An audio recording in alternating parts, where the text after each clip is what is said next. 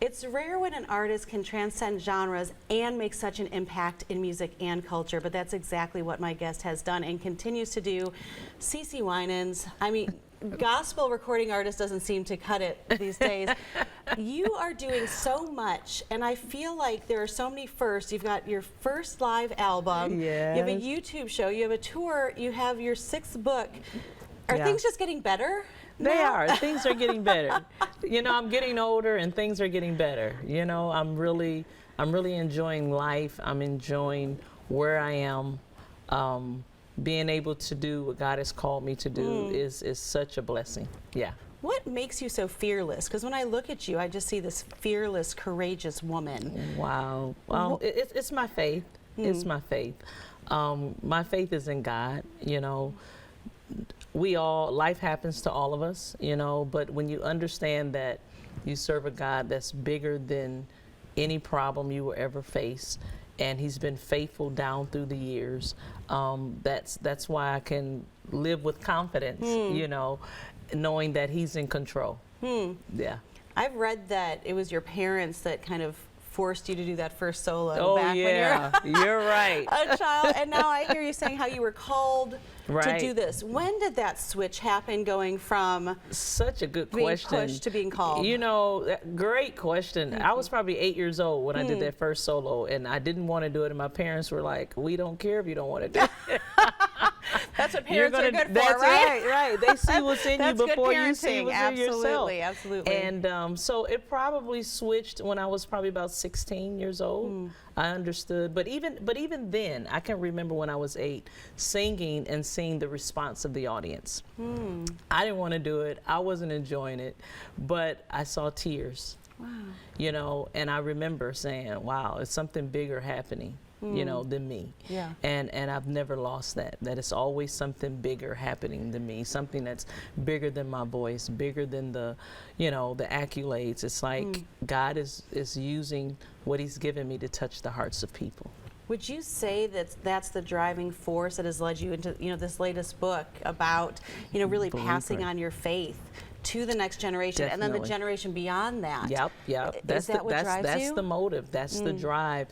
Understanding that I wouldn't be here today if it wasn't for those who went before me. You know, I thank God for my mom, but the mothers of the church and the teachers and the counselors, everyone who was a part of my journey, I'm here because of their encouragement, because of their love.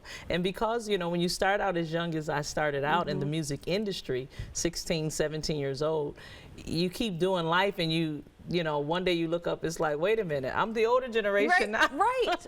It's my turn to pour into those who are coming after me. So I feel that awesome responsibility, but also the privilege of being able to be a part of those who are coming after me, be a part of their journey to make sure that they become all that God has called them to become. Well, you're doing it beautifully. I think there's no resentment in it, which I think some people feel that. And for you, like your Generations YouTube show, can I just say, like, it has been such a blessing to me because I feel like you're talking on topics that a lot of people aren't comfortable talking about. You're talking about mental and emotional health, finances, especially as a woman of color. It's important that your voice is heard, and you're doing that with your daughter, your mother, your sisters.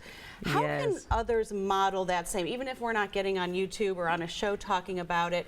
How would you encourage those watching to have those same conversations with the women in their lives? Oh man, I would just tell them it's such a great opportunity. A lot of times we walk in fear and we don't see the blessing behind the sometimes awkwardness. It can be awkward to have certain conversations, but when you know the life that comes out of it, it encourages you to keep having hard conversation after hard conversation, because the purpose is always to bring people up, not to bring them down. You know, and being able to talk with again, I go back to my parents. They raised us where we had to honor and respect them, of course, but they raised us to be able to laugh, to talk about anything. Nothing was off limits, and I raised my kids the same way, and I'm so grateful for that because I'm not afraid to talk about different topics because life is life and it happens to all of us.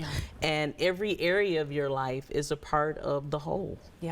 Yeah, it's incredible. Before we go, I'd be remiss if I didn't mention this live event Yes. that is happening May 12th and 13th, a Generations Conference. Is that some of what we can expect? Yes, at the live that's event? exactly that's why we did the show. We did our first live event last year.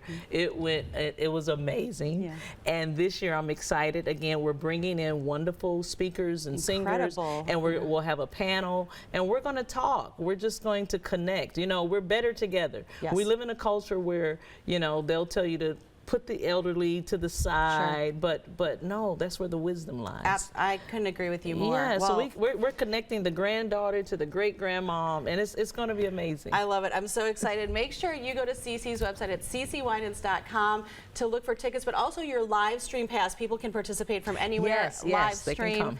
It is not to be missed here in Nashville at Bethel World Outreach, May 12th and 13th. CeCe, thank you so much for joining us. Thank you for It's been a talking pleasure. with me. Appreciate it. You got it.